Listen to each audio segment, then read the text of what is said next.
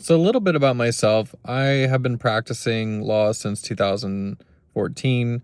I entered the personal injury plaintiff side, civil litigation, business or profession, I should say, in 2007 as a paralegal. And when I was a paralegal, I quickly moved up the ranks and became what they called a trial paralegal for people whose health was in very poor shape.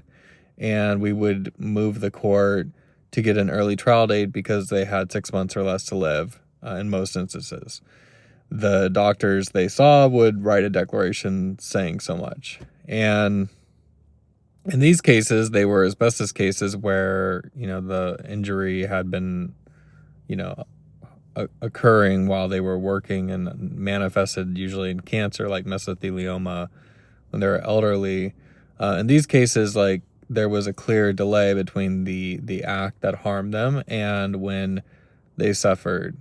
So back in the day when I was a paralegal and I was doing this kind of work, what I saw was some really bad faith behavior by defendants. So I would get, somebody who had this horrible asbestos related disease like mesothelioma. We had so much support from experts to link it. And we knew that the person would die relatively soon. And to prevent that person from being able to get their pain and suffering, which could be worth millions of dollars, the defendants would remove the case to federal court, and that would usually delay things by 3 or 4 months because it would get, you'd have to file a motion there, it would have to get remanded. It would really mess up everything. And the only reason they were doing it was because they knew my client would die, and then they wouldn't have to pay the pain and suffering. And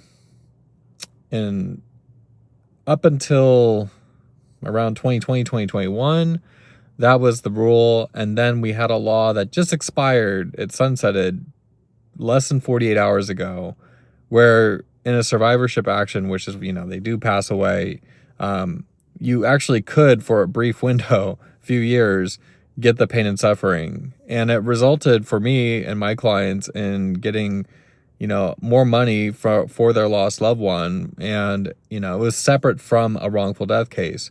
Well, now that's gone. It's gone again. So the bad faith behavior is only going to be encouraged. The settlement offers are going to go lower, and people won't be able to have their cases heard before they pass because, the cases can get removed. So hopefully Sacramento wakes up, renews the law, brings it back. Thank you.